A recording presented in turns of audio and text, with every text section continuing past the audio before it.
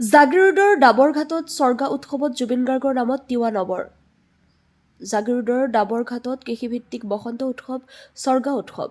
পৰম্পৰা অনুসৰি ফাগুন চ'ত মাহৰ যিকোনো এটা সপ্তাহত মধ্য অসমৰ তিৱা জনগোষ্ঠীৰ লোকসকলে পালন কৰি আহিছে এই উৎসৱটি। ডাবৰঘাট পানঠাই খেলৰ উদ্যোগত এইবেলি 3 দিনীয়াকৈ পালন কৰিলে উৎসৱটি। এই উৎসৱৰ এক বিশেষত্ব যে উৎসৱত তামোল পাণ ইষ্ট দেৱতাক উৎসৰ্গিত কৰাৰ পিছতে তিৱা সমাজত তামোল পাণ ব্যৱহাৰ কৰাৰ লগতে কৃষি কৰ্মত নিয়োজিত হ'ব পাৰে বুলি আছে জনবিশ্বাস। আৰু শুক্ৰবাৰে এই পূজাৰ লগত সংগতি ৰাখি হাৰ্টথ্ৰব জুবিন গাৰ্গৰ সোঁৱৰণত চাকি বন্তি প্ৰজ্বলন কৰি তিৱাসকলৰ নৱৰ প্ৰাণৰ শিল্পীগৰাকীৰ নামত উৎসৰ্গা কৰে। জাগিৰোডৰ পৰা চানু গগৈৰ ৰিপৰ্ট, AIN লাইভ।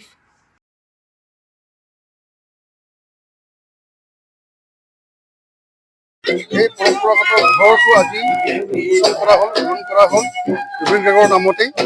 আৰু তেখেতৰ সুঁৱৰিয়ে আজি এই মানে কাৰ্যসূচীটো হাতত ৰখা হৈছে। আৰু ইয়াত ছগৰাখাম হৈছে আমাৰ তিৱাসকলৰ খুবেই মানে এটা বসন্ত উৎসৱ। আৰু এই উৎসৱৰ পিছতহে বাকী কৃষিৰ কৰ্মবিলাক আৰম্ভ কৰে। আৰু আমাকো মাতি পঠিয়ালে, আমি আহি আজি বৰঘৰটো নবাৰটোক আমি মানে আজি উদ্বোধন কৰিলোঁ। আৰু বিশেষভাৱে ইয়াত উপস্থিত সকলোৱে বা এই ডাবৰঘাট গাঁৱৰ গোটেই ৰাইজে মৰিগাঁও জিলাৰ ভিতৰত ইয়াত মানে কেৱল একমাত্ৰ গাঁও য'ত নেকি ছগৰাখাম উৎসৱটো পালন কৰা হয়। ডাবৰঘাটত যি 4 দিনীয়াকৈ অনুষ্ঠিত হোৱা ছগৰাখামত আজি উপস্থিত থাকোঁ। আৰু ইয়াতে যি আমাৰ কণ্ঠশিল্পী জুবিন গাৰ্গৰ প্ৰতিচ্ছবি তাতে আমি মাল্যাৰ্পণ কৰোঁ। আৰু আমাৰ ইয়াত যিটো নবাৰ যিটো আমি বৰঘৰ, এই বৰঘৰ তিৱাসকলৰ যি তাৰ উপাস্য দেৱতাক আমি পূজা পাতল কৰোঁ। এই নবাৰত আজি উন্মোচন কৰা হয় আৰু নবাৰটো জুবিন গাৰ্গৰ নামত উৎসৰ্গিত কৰা হৈছে। ফাগুন মাহ আৰু চ'ত মাহত এই ছগৰাখাম অনুষ্ঠিত উদযাপন কৰে।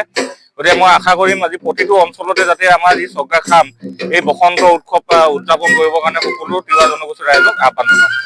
আমাৰ কোনো এটা সময়ত 3 তাৰিখ কিন্তু নাছিলে, কিন্তু আমাৰ কোনো কেলেণ্ডাৰ ব্যৱস্থা নাছিলে। আমি তেতিয়া আমাৰ পূৰ্বপুৰুষসকলে এটা চিন্তা কৰিছিলে, মদাৰ আৰু শিমলু ফুল যেতিয়া ফুলিব, ফুলাৰ লগে লগে ফুলাৰ আৰম্ভ হোৱাৰ লগে লগে তিৱাসকল বিভিন্ন ধৰণৰ বিনু অঞ্চল আছে, আমচাই বিনু, মাৰ্ঘে বিনু, লুংখৈ বিনু, সেই অঞ্চলত যিদিন ছগৰা উৎসৱ আয়োজন প্ৰথমে কৰি ল'ব। তাৰ পাছতে সেই বিভিন্ন ঠাইত উত্তৰ পূৰ্বাঞ্চল যিকোনো ঠাইত বসবাস কৰা তিৱা বহুতো এলেকাত ছগৰা উৎসৱ আয়োজন কৰা হয়। এই ছগৰা উৎসৱ আয়োজন কৰিবৰ কাৰণে আমি বিশ্বত পৰিচিত জোনবিল মেলাত আমি পাহাৰৰ বা দাঁতিকাষৰীয়া অঞ্চল মানুহখিনিয়ে বা যিসকল তিৱাসকল ধৰ্মীয় ৰীতি নীতি আজিলৈকে ধৰি ৰাখিছে সেইসকল ব্যক্তিয়ে ঐতিহাসিক ভূপা ৰজাৰ জোনবিল মেলাত যিটো মাছৰ কেঁচা মাছ, সেই মাছটো কেঁচা মাছ আনি ভাল সলনি কৰি আনি কিনে আমি বিভিন্ন দেউৰী হাতাৰী বা আমাৰ শাৰীসকলে সেই মাছটো শুকাই ৰাখি কিনে মাছৰ চেনা বনাই কিনে এই উৎসৱত এই ছগৰাখামত আমি মাছৰ চেনা দি পূজা পাৰ্বণ কৰোঁ। আৰু লগতে এই ছগৰা উৎসৱ নোযোৱালৈকে আমি কোনো দিনে আমি তামোল নাখাওঁ, কিন্তু ছগৰা উৎসৱ যোৱাৰ পাছতে তামোল খাব পাৰে। তাৰ কাৰণে আমি তিৱাসকলৰ বিজ্ঞান সম্পৰ্কে চিন্তা কৰিছে পূৰ্বৰ পৰাই, যেতিয়া নেকি আমি এই ছগৰা ফাগুন চ'ত মাহৰ নোযোৱালৈকে আমি তামোল নাখাওঁ।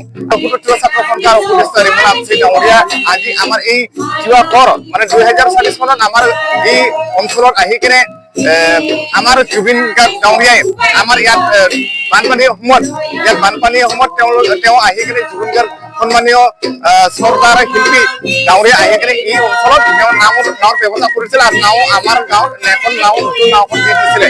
তাৰ কাৰণে আজি আমি তিৱা জনগোষ্ঠীৰ ফালৰ পৰা আমি এই ডাবৰঘাটবাসীয়ে আমাৰ হাতত তেওঁক আমাৰ সহায় কৰিবলৈ একো নাই। তাৰ কাৰণে আমাৰ এই তিৱা ট্ৰেডিশ্যনেল যি তিৱা পৰম্পৰাগত পূজা পাৰ্বণ ঘৰটোকে আমি আজিৰ পৰা এই তিৱা পৰম্পৰা ঘৰটোকে আমি জুবিন গাৰ্গৰ নামত উৎসৰ্গা কৰা হৈছে, জুবিন গাৰ্গৰ নামে নামাকৰণ কৰা হৈছে।